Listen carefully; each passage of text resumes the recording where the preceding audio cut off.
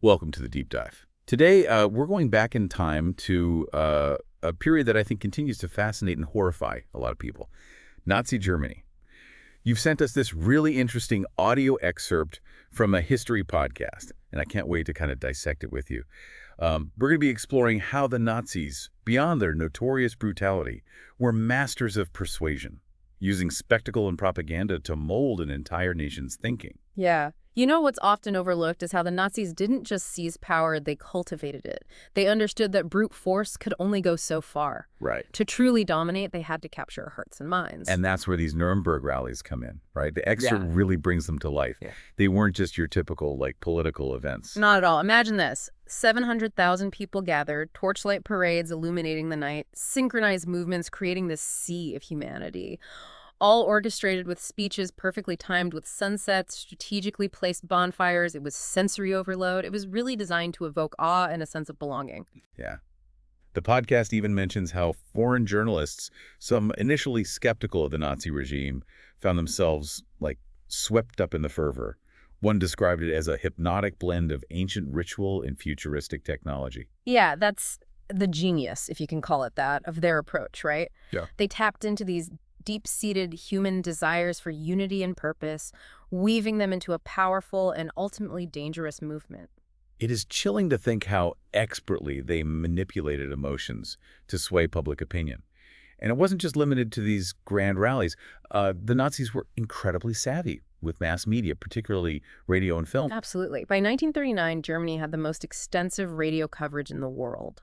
Affordable radios flooded homes and loudspeakers blared in public spaces. Wow. This allowed Hitler to bypass traditional gatekeepers, speaking directly to the German people. So it's like having his voice constantly present, kind of shaping their daily lives? Exactly. And the messaging wasn't always overt propaganda. Goebbels, their minister of propaganda, understood the power of subtlety.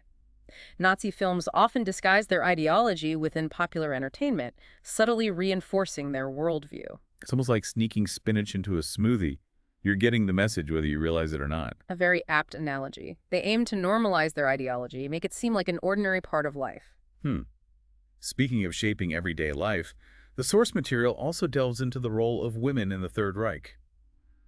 It's a topic, I think, full of contradictions. On the surface, Nazi ideology seemed to revere women, positioning them as the backbone of the family, the nurturers of future generations. Right, they had that, famous slogan, Kinder, Küche, Kirche, children, kitchen, church. It sounds almost idyllic, but in reality. In reality, it was a means of control, confining women to the domestic sphere and limiting their options. They were incentivized to bear many children with financial loans for married couples and even medals for mothers with large families. It's remarkable how they used a combination of rewards and restrictions to enforce their vision. And this control extended to education as well. Absolutely. The Nazis viewed education as an opportunity for indoctrination. Textbooks, even math problems, were crafted to instill militaristic values and racial ideology. The podcast gives a chilling example.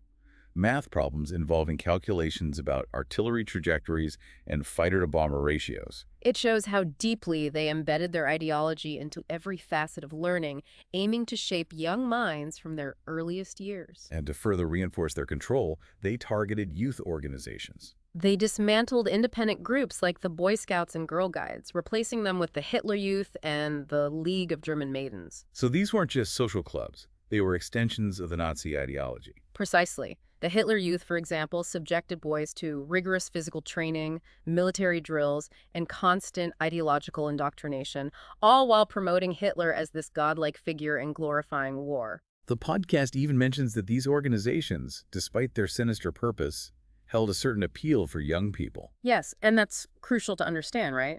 They offered a sense of camaraderie, purpose, and a break from traditional authority figures, which resonated with many young people at the time.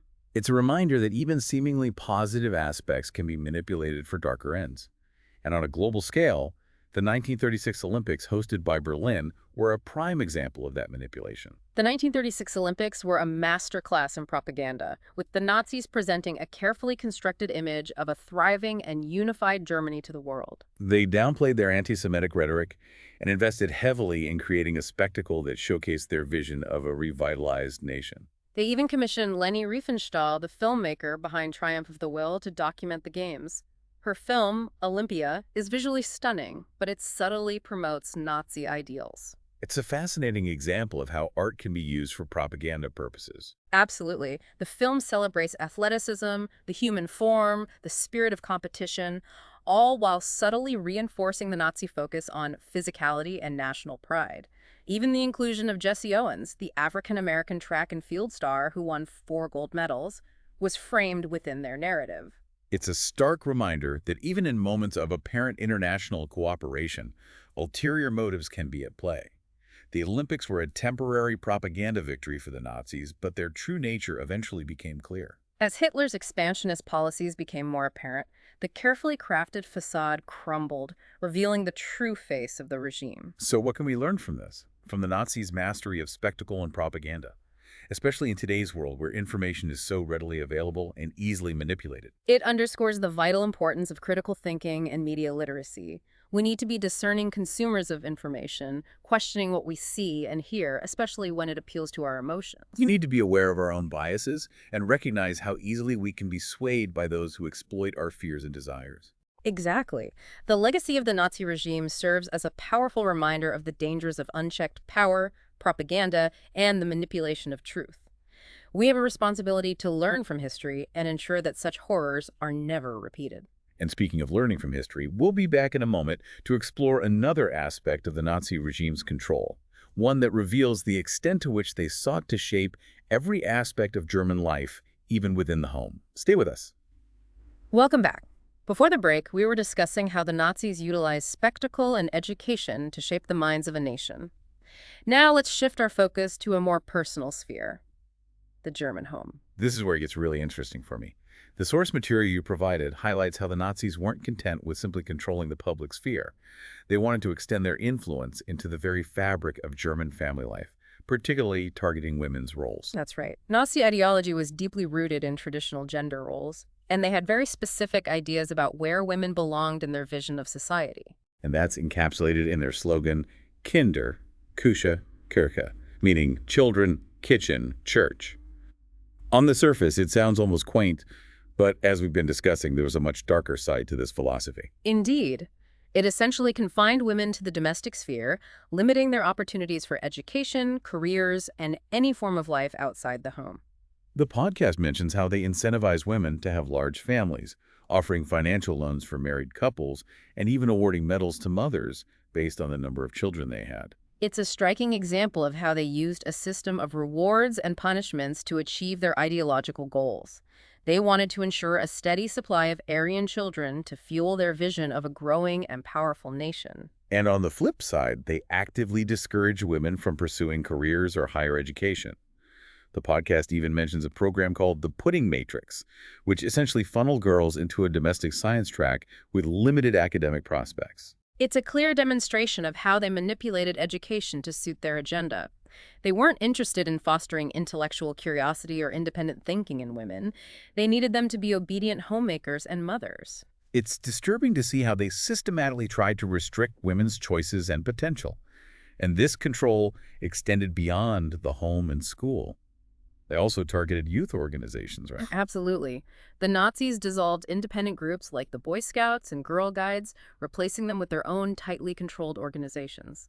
The Hitler Youth for boys and the League of German Maidens for girls. So these weren't just about socializing and outdoor activities. They were designed to be extensions of the Nazi ideology itself. Precisely. These organizations became tools of indoctrination, shaping young minds from an early age. The podcast details how the Hitler Youth, in particular, subjected boys to intense physical training, military drills, and constant exposure to Nazi propaganda. They were taught to revere Hitler as a godlike figure and to view war as a glorious pursuit. It's chilling to think about the impact this must have had on those young boys, how it warped their perception of the world. The podcast even mentions how the Hitler Youth became increasingly brutal over time, with harsh punishments and hazing rituals becoming commonplace. And while the Hitler Youth focused on preparing boys for war, the League of German Maidens aimed to mold girls into ideal Nazi women. Their activities centered around domestic skills, child rearing, and instilling a deep sense of loyalty to the Nazi Party. They were even discouraged from wearing makeup or getting perms, as these were seen as frivolous and contrary to the image of the pure and dutiful German woman. It's incredible how they tried to micromanage every aspect of young people's lives, from their education to their appearance and social activities. They understood that shaping young minds was key to securing the future of their regime. And they didn't stop at controlling minds, they were also obsessed with shaping bodies. The emphasis on physical fitness was a cornerstone of Nazi ideology. You're right. They believed that a strong and healthy body was essential for building a strong and healthy nation, one that was prepared for war and dominance. One of the sources you provided quotes Hitler as saying that they were striving to give the German people an education that begins already in youth and will never come to an end. It starts with the child and will end with the old fighter. That statement is so revealing. It shows their aim to create a society where every citizen, from childhood to old age, is essentially a soldier in service to the state. And this obsession with physical prowess was on full display during the 1936 Olympic Games held in Berlin. The Olympics were a crucial opportunity for the Nazis to showcase their vision of a revitalized Germany to the world. They constructed impressive stadiums, meticulously choreographed the opening ceremonies, and even commissioned the acclaimed filmmaker Lady Riefenstahl to document the games. Riefenstahl's film Olympia is visually stunning, but it also serves as a powerful piece of Nazi propaganda, subtly promoting their ideals through the celebration of athleticism and the human form. The film even features Jesse Owens, the African-American track and field star who won 4 gold medals. But even his victories were woven into their narrative, suggesting that athletic ability could be found even among those they deemed racially inferior. It's a fascinating example of how they were able to co-opt even seemingly contradictory events to advance their agenda. The Olympics were a temporary propaganda victory for the Nazis, but their true nature ultimately became impossible to hide. As Hitler's aggressive expansionist policies became more apparent, the carefully constructed facade crumbled, revealing the true face of the regime. The 1936 Olympics serve as a reminder that spectacle can be a powerful tool of manipulation, and that we must be wary of those who seek to use grand events to mask their true intentions. It's a lesson that's just as relevant today as it was back then. We live in a world saturated with images and information, a world where it's easier than ever to manipulate perceptions and shape narratives. It's more important than ever to be critical consumers of information, to question our assumptions, and to seek out diverse perspectives. We need to be wary of those who seek to control the narrative, who use spectacle and propaganda to advance their own agendas. The legacy of the Nazi regime is a stark reminder of the dangers of complacency and the importance of vigilance in safeguarding our freedoms. Yeah, it's incredible to think about how deeply the Nazi regime infiltrated so many aspects of German life. From these grand spectacles to the intimate sphere of the family, it really makes you question how a society could succumb to such control. That's the crucial question, isn't it? And while there's no single answer, I think examining the Nazis' methods of manipulation offers some insights. They exploited people's fears and desires, appealed to their longing for unity, for purpose, for a sense of belonging. It's a potent combination. And it's not unique to that time or place, right? Yeah. These tactics are still used today, perhaps even more effectively with the advent of modern technology. Absolutely. The Nazis were early adopters of mass media, recognizing the power of radio and film. Today, we have the internet and social media, which amplify these techniques on an unprecedented scale. It's almost like they laid the groundwork for modern propaganda, in a way. In many ways, yeah. It can feel overwhelming at times, trying to navigate this constant barrage of information and discern, truth from fiction.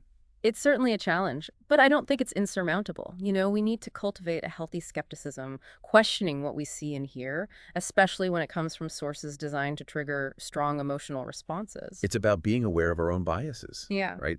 Recognizing how easily we can be swayed by those who tap into our fears and desires. And it's about promoting media literacy, learning to critically evaluate information and identify propaganda techniques. Exactly. We need to understand how these tactics work, both historically and in the present day, to effectively counter them. So where does that leave us? What can we do as individuals to resist manipulation and safeguard our freedom of thought? Well, I think it starts with education and self-awareness. We need to learn about the history of propaganda, the tactics used, and how they've evolved over time. We need to understand our own vulnerabilities, our biases, and how they can be exploited. And we need to be proactive in seeking out diverse perspectives, challenging our own assumptions, and engaging in respectful dialogue with those who hold different views. Precisely. It's an ongoing process, a lifelong commitment to critical thinking and intellectual honesty. Well, this deep dive has been a real eye-opener for me. It's not just about understanding a dark chapter in history. It's about equipping ourselves with the knowledge and skills to navigate the complexities of our own time. I couldn't agree more. The Nazi regime's legacy serves as a potent reminder of the dangers of unchecked power, propaganda, and manipulation of truth. It's our responsibility to learn from the past and remain vigilant in the present. Well, it's a powerful message. And on that note, I think it's time for us to wrap up this deep dive. Thank you for joining us on this exploration. We hope it's been informative and thought-provoking. And remember, the pursuit of knowledge and the defense of truth are ongoing endeavors. Stay curious, stay skeptical, and stay engaged. Until next time, keep diving deep.